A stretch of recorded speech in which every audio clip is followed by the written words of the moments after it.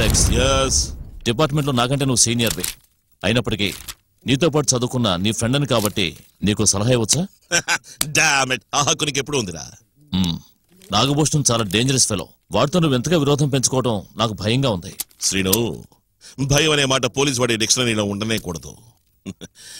Police వాడికి ఎర్ర టోపీ, పోలీస్ స్టేషన్కి ఎర్ర రంగు ఎందుకు వేస్తారో నీకు తెలుసా? చట్టభద్రతల్ని కాపాడడానికి వాడు రక్తం చిందించాల్సి ఉంటుంది అని ఎప్పుడు గుర్తు చేయడం కోసమే. అలెక్స్, నువ్వెంత న్యాయమైన వాడువో నిజాయితీపరుడువో నాకు తెలుసు. కానీ అందుకోసం ఈ డిపార్ట్మెంట్ నిన్నేమీ గుర్తించదు. అవసరమూ లేదు. నేను ఈ పోలీస్ ఉద్యోగానికి పొట్టకుటి కోసం రాలేదు, ఒక పోస్టుగా అనుకునే వచ్చాను. క్లుప్తంగా చెప్పాలి అంటే నేను ఈ ఉద్యోగాన్ని నా కన్న తల్లి కన్నా ఎక్కువగా గౌరవిస్తున్నాను, నా పెళ్ళాం కన్నా ఎక్కువగా ప్రేమిస్తున్నాను, నాకు పుట్టబోయే బిడ్డ కంటే అభిమానిస్తున్నాను. Alex, you are really great. Stop. నన్ను పుట్టించిన వాడే గ్రేట్.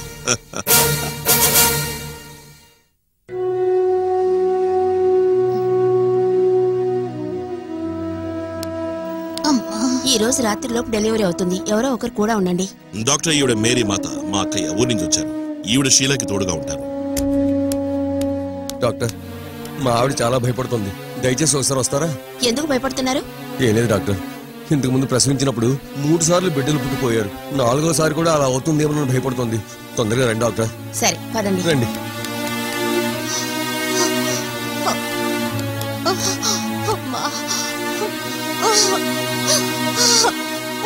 నాకు కూడా భయంగా ఉందండి. అలెక్స్ కుమార్ భార్య అయి ఉండి భయం అని చెప్పడానికి నీకు సిగ్గు కాలేదు?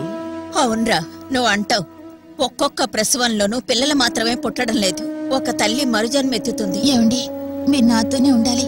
మన బిడ్డ పుట్టేంత వరకు మీరు ఇక్కడి నుంచి కదలకూడదండి. అది నువ్వు నాకు మరీ ఇంతలా చెప్పాలా? ఇటు చూసావా, ఆఫీస్ ఫైల్స్ అని ఇక్కడికే తెచ్చుకున్నాను. నా డైరీ కూడా ఇక్కడే కూర్చొని రాయిపోతున్నాను. ఓకే, వదిలేస్తే ప్రసవం కూడా నువ్వే పోసేలా ఉన్నావే. సార్, మీకు ఫోన్ వచ్చింది. ఇప్పుడు వస్తాను.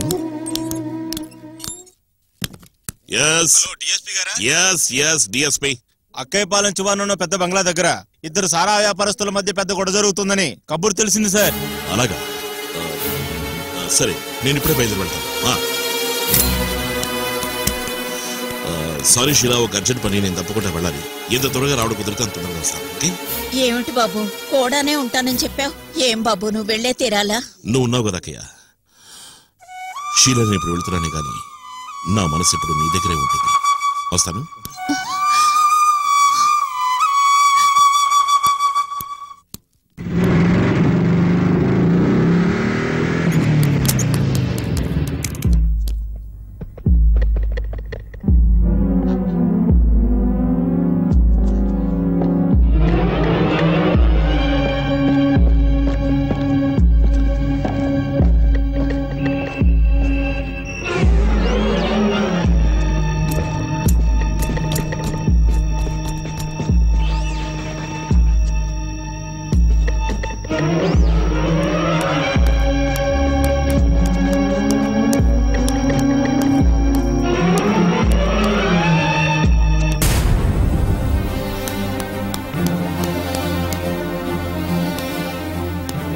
ఎవరు నిన్ను కట్టిపడేసి?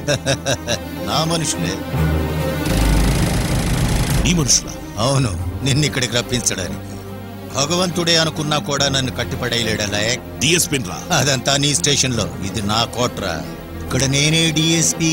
మర్యాదగా మాట్లాడు, నాలుగు నరికి పారేస్తాను. మర్యాదగానే మాట్లాడుకున్నాను డిఎస్పీ గారు. నిన్న నన్ను అవమానపరిచారు, మా వాళ్ళని జైల్లో పెట్టారు. అయినా నేను అదేం పట్టించుకోలేదు. కానీ ఎప్పుడో చేసిన హత్యని ఇప్పుడు కనిపెట్టడానికి ప్రయత్నిస్తున్నాడు. మీరు ప్రాణాలతో ఉంటే నేను ప్రాణాలతో ఉండలేను. అంచేత ఇప్పుడు నేను నిన్ను చంపబోతున్నాను. నీ సామ్రాజ్యానికి సమాధి కట్టడానికి వచ్చేట్రా ఈ అలెక్స్ కుమార్. నువ్వు నన్ను చంపుతావో లేక నేను నిన్ను ఉరికంప ఎక్కిస్తానో చూద్దు. రే గోపాల్,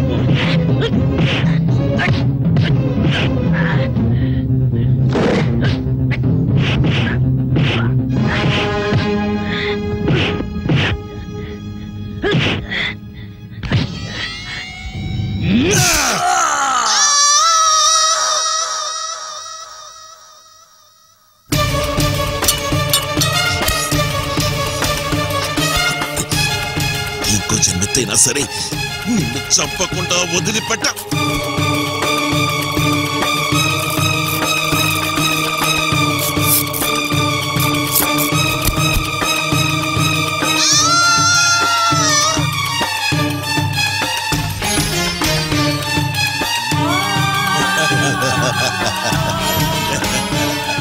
ఒరే గోపాల్, డిఎస్పీఐ గారిని మర్యాదగా తీసుకెళ్లి సముద్రంలో పడేరా.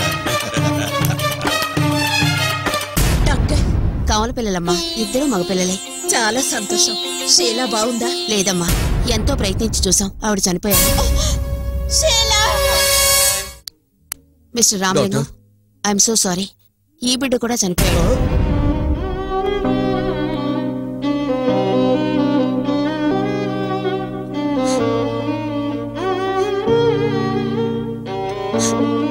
మీ మేలు మరవనమ్మా.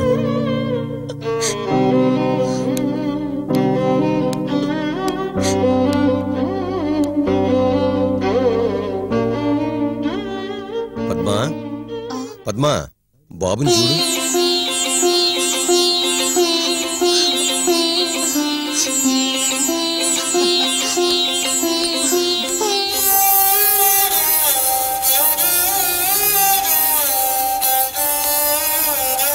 ఏమిటమ్మా, వెళ్తున్నారా?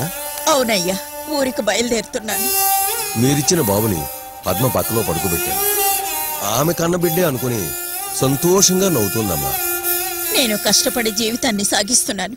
ఇద్దరు పిల్లలు అనాథలు కాకూడదని, ఒక పిల్లాడైనా బాగా పెరగాలని మీకిచ్చాను. దిగులు పడకండమ్మా.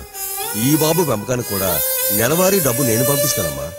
కానీ ఒక విషయం, ఎట్టి పరిస్థితిలోనూ మీరు బాబు నాకు ఇచ్చినట్టు ఎవ్వరితోనూ చెప్పకూడదు. ఈ బాబు పెరిగిన తర్వాత కూడా వీడితో కూడా చెప్పకూడదు. మీరున్న వైపు కూడా నేనెప్పుడు తలెత్తి చూడను. నన్ను నమ్మండి అయ్యా, నేను వస్తాను.